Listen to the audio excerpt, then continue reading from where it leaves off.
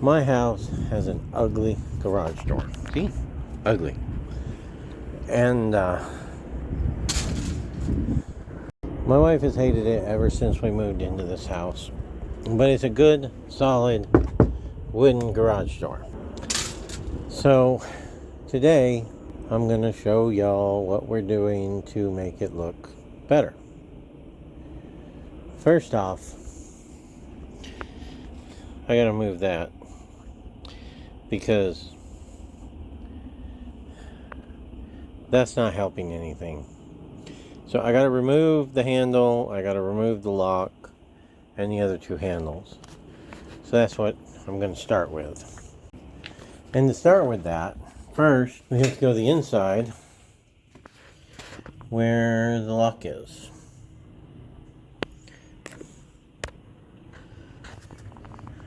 And remove that. And that's simple enough. It's not really a problem. One of the things about this door, like I said, it's wood. It's got nice braces. 1/4 inch plywood on the outside. 1 inch, I think it's 1 inch behind it. So it's a good solid garage door. Heavy as hell, but it's good and solid. So, I'm going to start by taking the lock off, which isn't really hooked to anything. If you look over here, those don't do anything. There's supposed to be some sort of bracket that gets in the way of that and causes it to stop, hold the door, but it doesn't. Never has. Not sure I'm gonna put it back and make it that way either. Although I can extend this out if I need to, and put all this hardware back on, and maybe I'll make that work and tie all this stuff together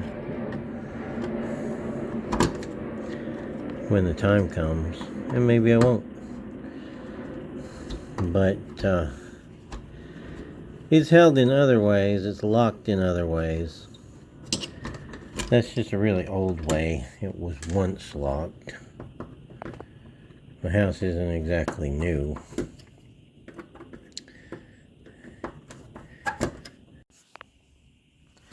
I'm really kind of a cheap bastard, so I'd rather make what I have look pretty than to go through all the expense of buying new. So anyways, I don't know how many, so I take that off. I take this little clip off to get the handle off.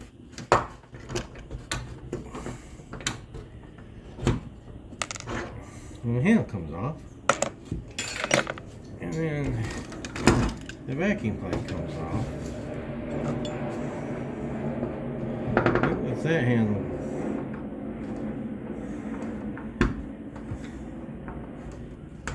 And then the lock comes off.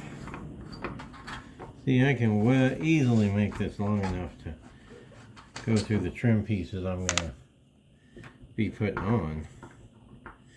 Because these these screws are so long-winded.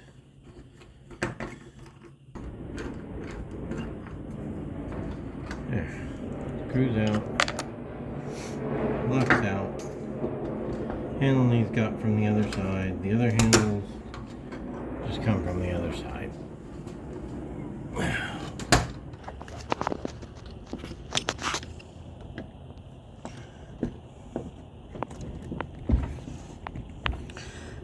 I'm gonna have to get a better screwdriver than that. Fortunately, I have one.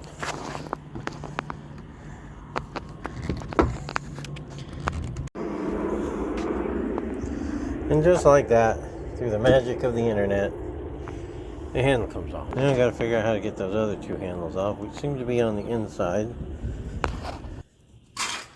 Okay, so the other handles. Fortunately, I have my toolbox handy. You see, there's a nut right there.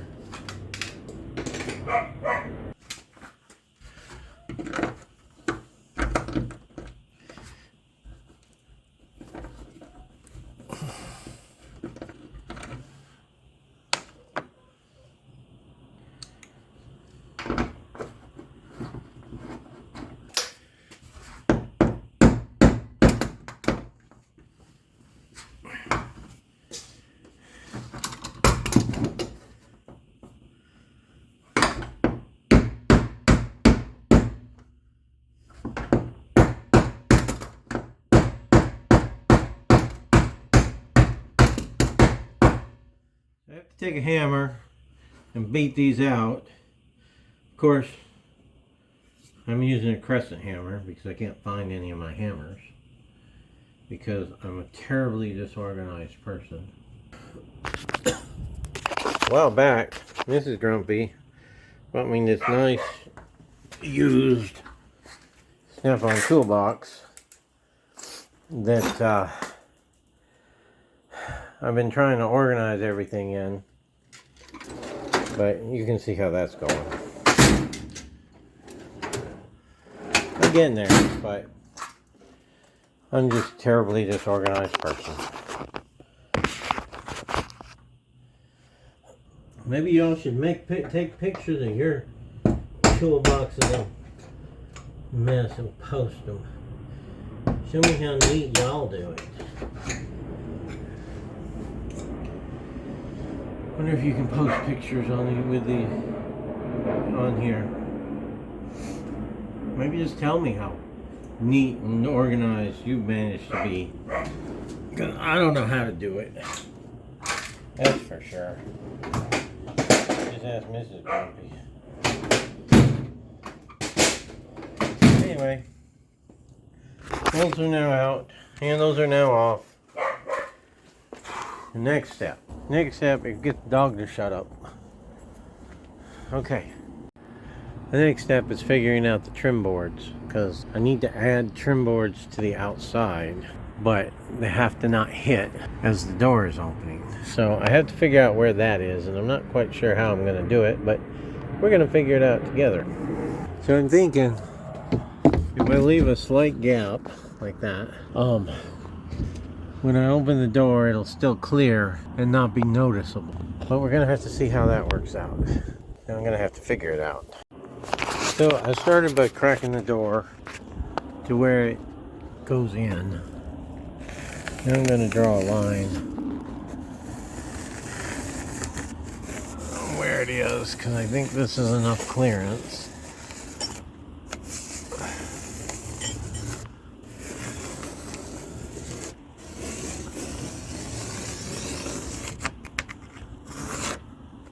Okay, that line is a little lower than I had hoped, but my solution now is take a couple of pieces of scrap wood and put them up there and nail them temporarily in place with a smaller gap and see if by some chance that'll clear.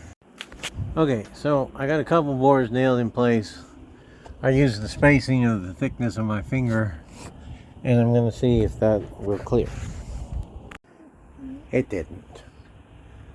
So next is putting them down lower, I guess. Well, that didn't work either. So my next plan is to rip this 1-inch thick board down to 1/2 inch. It ain't a good plan.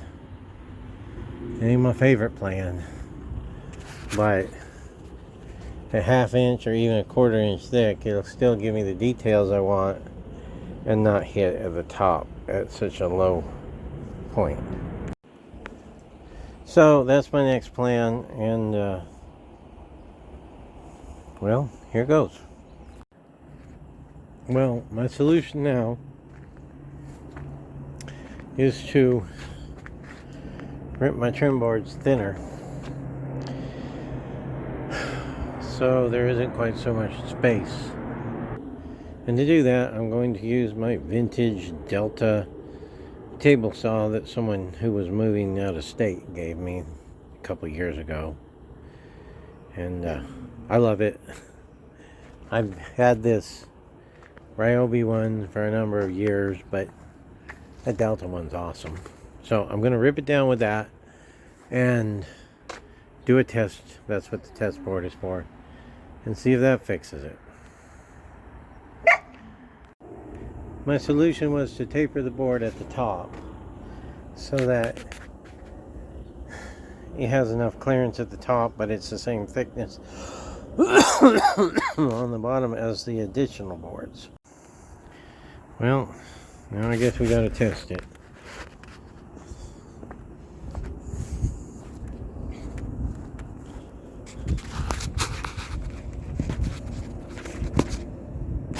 Well, that passed just fine, so now it's time to get on with the rest of the project. Okay, the 2 tapered boards are now up, and I need to test one more time.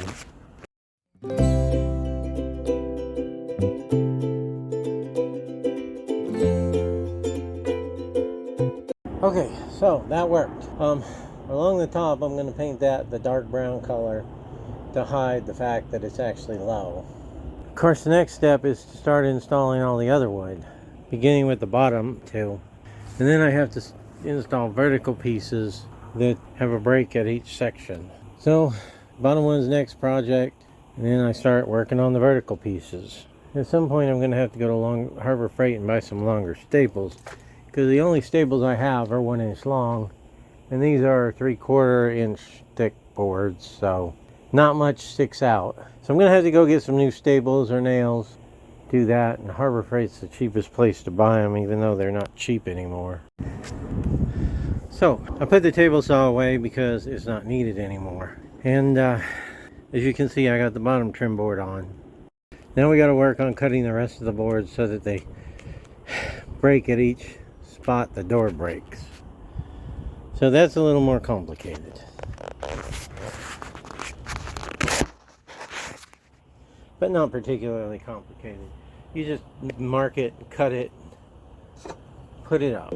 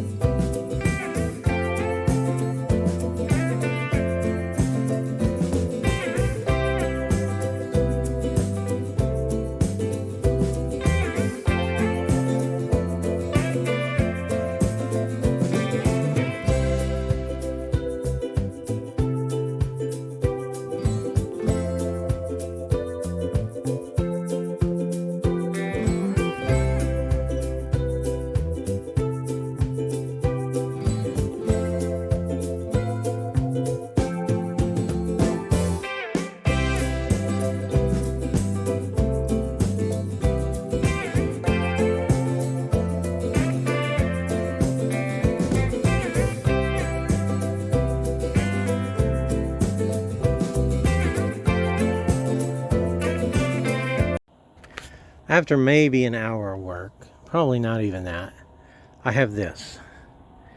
I'm gonna make it look like there's 2 doors instead of only 1. And my original drawing is this. This is the concept. So you can see how that's translating, and it's working out pretty well, I think. Okay, so next I put some cross pieces up there.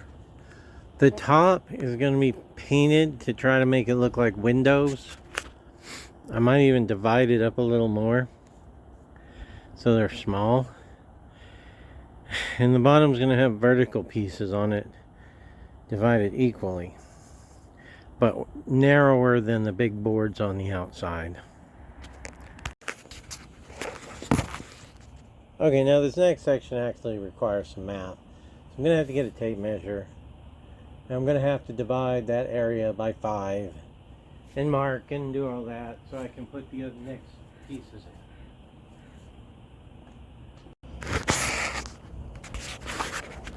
in. Math is hard. So here's the calculation.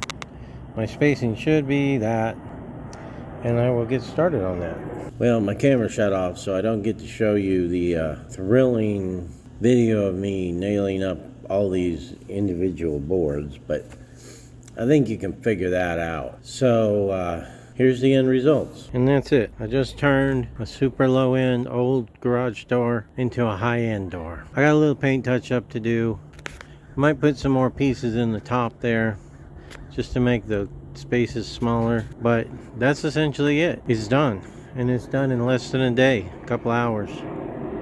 I did have to adjust that spring right there because I added weight to the door, but that's really not that big of a deal. It's a little bit dangerous, but it's really not a big deal. There's lots of options for boards to use. I could have made it lighter by using cedar. I could have probably saved money by using fence boards, cedar fence board, but I'm happy with my results. It looks a whole lot better. There might be a few things I changed, but I'm happy enough. So, and if you have an ugly garage door that you'd like to make better looking, I hope this gave you some ideas. Like, subscribe, comment, share, all the YouTube algorithm stuff. And check back sometime. You never know what I'll be up to.